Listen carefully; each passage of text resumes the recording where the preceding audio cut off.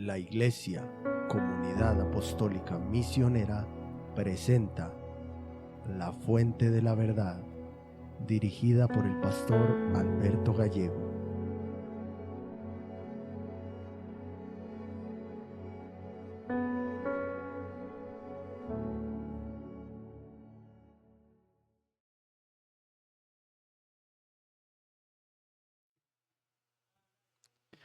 Hermanos, Dios los bendiga a todos nuevamente.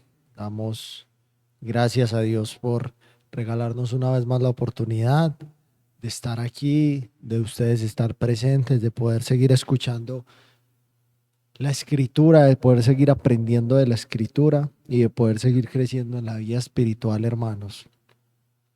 Vamos a orar, como siempre lo hacemos, lo primero y muy importante antes de comenzar cualquier mensaje o cualquier predicación de la palabra de Dios. Bendito Dios, te damos muchas gracias por regalarnos esta oportunidad, Señor. Gracias por tu misericordia, por tu amor, Señor, derramada sobre cada una de nuestras vidas, Padre. Te pedimos, Señor, que en esta tarde tu palabra, Señor, haga el efecto con el cual tú la traes a tu pueblo, Señor. Tu palabra pueda dar fruto, Señor, y podamos vivir, Señor, de acuerdo a lo que ya están escritas, Señor, y que nuestras vidas sean transformadas de día en día por el poder que en ella reside, Padre. Te damos toda la gloria y toda la Padre, y dejamos todo en tus manos, Señor, dándote todo el honor a ti, Señor. En el nombre de Jesús, amén y amén. Hermanos, vamos a Lucas, capítulo 5, versículos 27 y 28. Y dice: después de estas cosas salió y vio a un publicano llamado Leví sentado al banco de los tributos públicos, y le dijo: sígueme. Y dejándolo todo, se levantó y le siguió. Y en esta tarde, hermanos, el tema que nos compete hablar titula Llamamiento al abandono. Es evidente, hermanos, que todo cristiano genuino ha experimentado en su vida la redención de Cristo. Cada uno de nosotros hemos podido sentir cómo se ha quitado de encima nuestra carga por el pecado. Esa es una experiencia que yo diría que poco se comparte, poco se expresa, pero todo cristiano cuando llega a Jesús y confiesa sus pecados, siente como un peso se le quita de encima y es notorio para cualquier persona, y le puede parecer extraño al principio sentirse libre y sentirse con esa alegría que de alguna u otra manera no tiene cómo expresar. Hay que ser claros con algo, hermanos, y es que una persona que ha sido salva aún no conoce a Jesús y tampoco ha empezado a caminar con Jesús. Una persona que ha sido salva, una persona que estaba en el mundo y llegó a ser salva, como lo fuimos cada uno de nosotros, lo que conoce, lo que ha llegado a conocer es la obra de Jesús, lo que hizo Jesús en la cruz. Básicamente, sin conocer a Jesús, el evangelismo lo que hace es presentar la obra de Cristo para todo aquel que quiera aceptarla en su vida. Ese es el mensaje importante del evangelismo. Cuando una persona entiende esa obra redentora, es cuando se da cuenta de la necesidad que tiene ese Salvador, y es cuando verdaderamente reconoce sus pecados. Y aún así es una persona que no conoce a Jesús.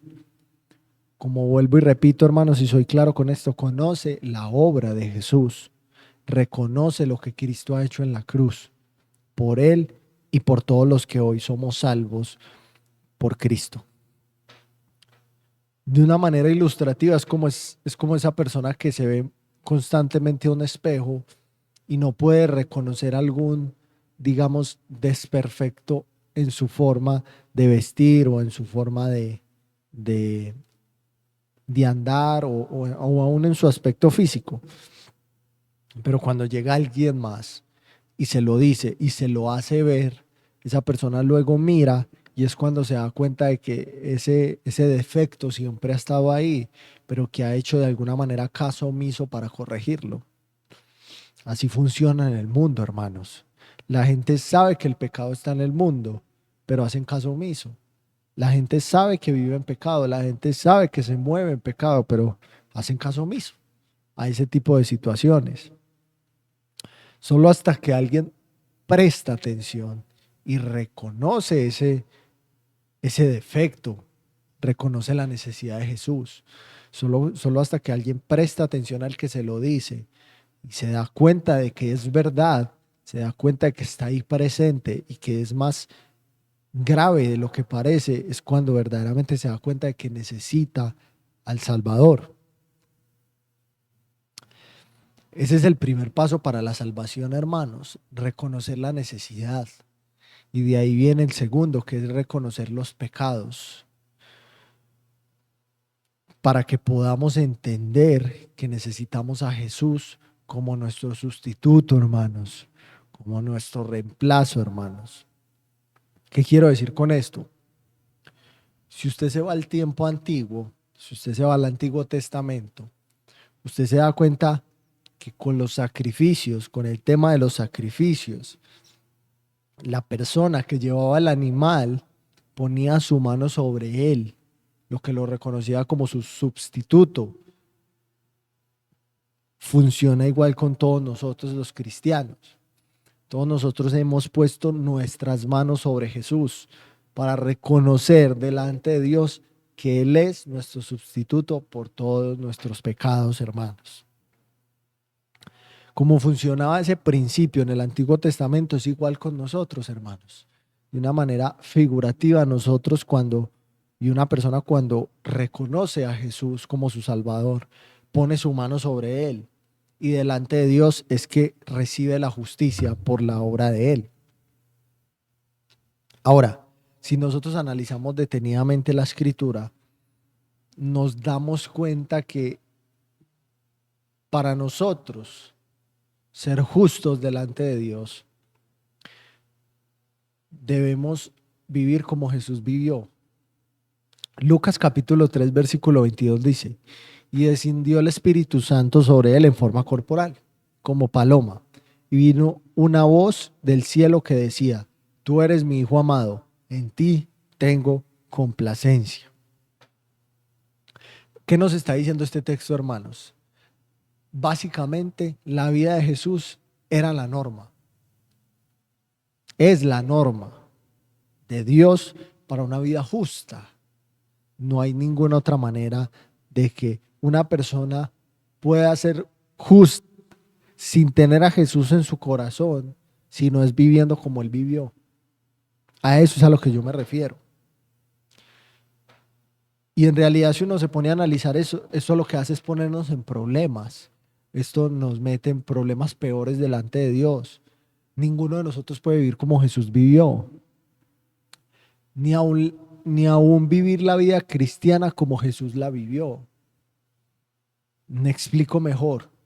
Para que nosotros podamos ser justos delante de Dios, como muchas personas y como pasaba, por ejemplo, en Gálatas, que la gente pretendía ser justa por vivir la ley, tenían que vivir como vivió Jesús. O sea, la vida de Jesús era la norma de una vida correcta y de una vida justa delante de Dios. Ese es el punto. Por eso es que yo digo, la vida de Jesús nos mete en más problemas delante de Dios, porque ninguno de nosotros puede vivir como Jesús vivió. ¿Qué quiero decir con esto? ¿Y a qué voy con esto, hermanos? La vida de Jesús no nos salva, nos lleva a tener más problemas con Dios. ¿Qué es lo que nos salva? Su muerte. Su muerte es la que nos brinda reconciliación y su resurrección es la que nos da nueva vida y salvación, hermanos. Ese es el punto que quiero que entendamos aquí. Romanos capítulo 5, versículo 10 dice, porque si siendo enemigos fuimos reconciliados con Dios por la muerte de su Hijo, mucho más, estando reconciliados, seremos salvos por su vida. Muy importante, hermanos, que todo cristiano entienda esto y que lo tenga claro en su vida, que lo tenga muy claro según lo que dice la Escritura. Cristo muere y nosotros morimos con Él. Pero aunque Él murió físicamente, nosotros morimos al pecado y a la pasada manera de vivir, que estaba llena de vicios. Romanos capítulo 6, versículo del 6 al 8 dice: sabiendo esto, que nuestro viejo hombre fue crucificado juntamente con Él, para que el cuerpo de pecado sea destruido, a fin de que no sirvamos más al pecado, porque el que ha muerto ha sido justificado del pecado. Y si morimos con Cristo, creemos que también viviremos con Él. De la misma manera que morimos con Él, viviremos con Él, hermanos. Ahora, teniendo claro esto, teniendo este panorama claro, cada uno de nosotros, quiero que volvamos al texto inicial para poder hablar lo que queremos hablar en esta tarde. Lucas capítulo 5, versículo 27 y 28. Después de estas cosas salió y vio un publicano llamado Leví, sentado al banco de los tributos públicos, y le dijo: sígueme. Y dejándolo todo, se levantó y le siguió. Claramente, nosotros no tenemos que hacer nada para llegar a ser salvos. No podemos realizar ninguna obra o ninguna acción que nos haga ser salvos. Es una obra completamente, una dádiva de Dios para nosotros. La recibimos por gracia. Pero luego de que nosotros somos salvos, este texto nos está mostrando que este es el llamado y la decisión que todo cristiano debería tomar y realizar con mucha diligencia. Jesús le dijo a Mateo, pero nos dice a cada uno de nosotros: te he salvado, ahora sígueme. Después de la salvación, hermanos, llega el compromiso. Primera carta de Pedro, capítulo 2, versículo 21 dice: pues para esto fuisteis llamados, porque también Cristo padeció por nosotros, dejándonos ejemplo, para que sigáis sus pisadas. Indudablemente, hermanos, para que nosotros podamos seguir a Jesús, que es el compromiso que adquirimos, debemos de conocerlo. La vida cristiana a través del tiempo tiene un proceso de madurez. Tampoco podemos pretender que una persona que acaba de llegar al Evangelio demuestre una madurez espiritual que se refleje en todas las áreas de su vida y que demuestre en cada una de esas áreas que ya es un cristiano genuino. Indudablemente lo es. Se ha arrepentido de sus pecados, pero como digo, la vida cristiana es un proceso de madurez todo el tiempo. Pero tampoco podemos esperar que una persona con muchos años en el Evangelio siga siendo poco madura espiritualmente en su vida. Y tristemente es el caso de muchos creyentes. Mateo fue llamado a seguir a Jesús. Y ese llamado que Jesús le dijo demandaba que dejara todo. Él no podía seguir siendo un cobrador de impuestos a usura, podríamos llamarlo, porque sucedía en ese tiempo donde literalmente los cobradores de impuestos robaban al pueblo, cobraban más de lo que era justo para conseguir más dinero, por lo cual los cobradores de impuestos en los tiempos de Jesús eran muy odiados, hermanos, por el pueblo. Mateo no podía seguir a Jesús y seguir viviendo en su viejo hombre. Mateo debía abandonar su antigua vida y esa es la experiencia de los cristianos y debe cumplirse, debe ser igual. No podemos seguir a Jesús con la vida pasada. Es imposible que lo hagamos, hermanos. Mateo pudo haber sido llamado a seguir a Jesús y en su momento seguir ejerciendo su vocación, digamos, para su sustento, para su familia. Pero no, la Biblia no dice eso, hermanos. La Biblia dice que dejándolo todo, le siguió. Abandonó su vida pasada, dejó atrás, en pocas palabras, todo lo que le estorbaba para seguir a Jesús. ¿Qué nos quiere decir esto? Hay personas que hoy se aferran a su vida pasada y no quieren dejarla.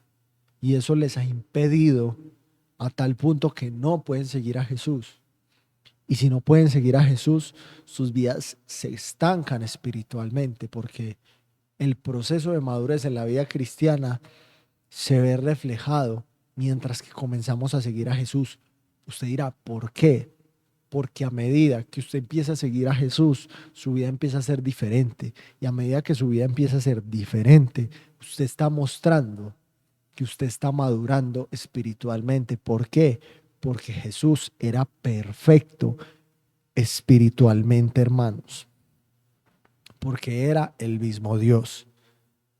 Tenemos que tener en cuenta esto, tenemos que aprender todas estas cosas, hermano, para que en la vida espiritual entendamos ese proceso de madurez.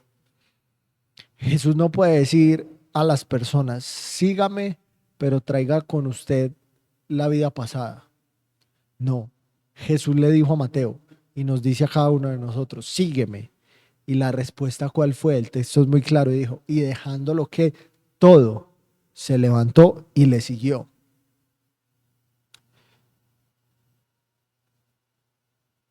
Es la forma, digamos, en que muchos cristianos han sometido la palabra de Dios a su vida, pero no han sometido sus vidas a la palabra de Dios. Es lo que ha pasado tristemente en muchos cristianos. Han sometido la escritura a sus vidas, pero no han sometido sus vidas a la misma escritura. De una manera ilustrativa para cada uno de nosotros y que está en la palabra de Dios, dice que Jesús dejó su posición en el reino de los cielos por cada uno de nosotros, sabiendo y entendiendo que Jesús sigue siendo Dios, dejó todo para sufrir y para poder brindarnos un camino de salvación. ¿Qué pasa con nosotros? En gratitud, en amor y en sinceridad debemos abandonar lo que el mundo ha implantado en nosotros para seguirlo a Él, por lo que Él ya ha hecho por nosotros. Y con eso no estoy tratando de decir que tiene algún mérito en nosotros dejar el mundo para seguir a Cristo, o que algo de esto tenga alguna dádiva o algún mérito para obtener la salvación. No estoy diciendo eso. Nada de esto tiene méritos que nos permita reclamarla de alguna manera. Simplemente ese es el llamado de Cristo para cada cristiano, el llamado al abandono, el llamado a un compromiso genuino. Jesús dice, sígueme. Esa es la palabra que Él usa para llevarnos cada día, yo podría decirlo de alguna manera, a la cumbre de una vida espiritual exitosa. Y se sabe que este camino no es fácil. Se sabe que seguir a Jesús no es fácil, pero es el camino correcto. Sabemos que el propósito de Dios no termina en la salvación, hermanos. Dios no nos llamó para salvarnos y que ahí terminara todo y que ahí concluyera todo.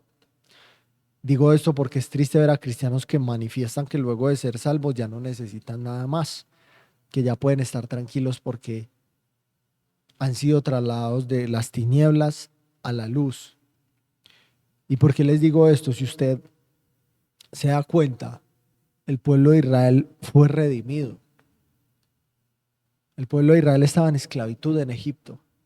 Dios los redimió, pero eso no fue todo. Después de que Dios los redimió, los pasó por un proceso. Y luego de que Dios los pasó por un proceso, los llevó a la tierra prometida. ¿Qué fue lo que le dijo Dios a Faraón? Mandó a decir a Faraón, cuando habló a Moisés, deja ir a mi pueblo para que me siga, no, para que me sirva. No solo los redimió, sino que los llamó a servir y a seguirlo, hermanos. Dios va más allá, hermanos. Dios quiere entregarnos el bienestar de la plenitud espiritual a cada uno de nosotros. Efesios capítulo 4 Versículo 13 dice, hasta que todos lleguemos a la unidad de la fe y del conocimiento del Hijo de Dios, a un varón perfecto, a la medida de la estatura de la plenitud de Cristo. Esto no se consigue, hermanos, ni en la mediocridad de una vida espiritual madura, ni en cuestión de segundos, ninguna de las dos. En el método de Dios y en la manera de Dios, esto tiene su tiempo, pero siempre es constante, siempre está en proceso.